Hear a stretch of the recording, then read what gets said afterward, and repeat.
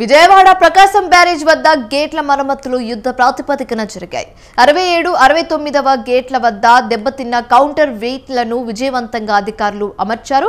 భారీ వర్షం కురుస్తున్నా లెక్క చేయకుండా ఇంజనీర్లు, సిబ్బంది గేట్ల మరమ్మతు పనులు చేశారు. కేవలం 2 రోజుల్లోనే గేట్ల మరమ్మతును పనులను అధికారులు పూర్తి చేశారు.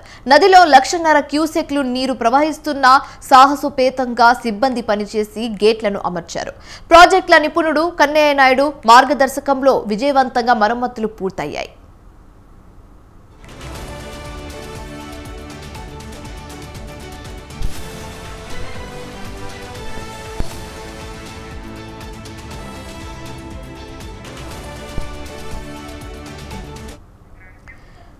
పడవలు ఢీకొని ధ్వంసమైన కౌంటర్ గేట్లను ఇంజనీరింగ్ అధికారులు సమర్థవంతంగా తొలగించారు. గేట్ల మరమ్మతుల పనులు కీలక ఘట్టం పూర్తి కావడంతో ఇక అడ్డుగా ఉన్న పడవల తొలగింపుపై అధికారులు దృష్టి సారించారు. అధునాతన విధానంతో కౌంటర్ వెయిట్లను బెకెమ్ ఇన్ఫ్రా సంస్థ తయారు చేసింది. మరోసారి భారీ పడవలు ఢీకొట్టినా తట్టుకునేలా కొత్త కౌంటర్ వెయిట్లను ప్రభుత్వం ఏర్పాటు చేసింది.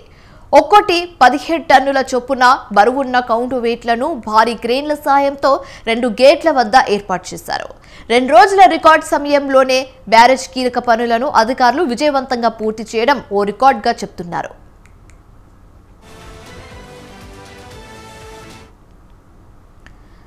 ముందుగా బెకామ్ ఇన్ఫ్రా సంస్థ ఆధ్వర్యంలో గేట్ల కౌంటర్ వెయిట్లను గ్యాస్ కట్టర్లతో తొలగించారు. అనంతరం 67, 68, 68 గేట్లను అధికారులు పూర్తిగా మూసేశారు.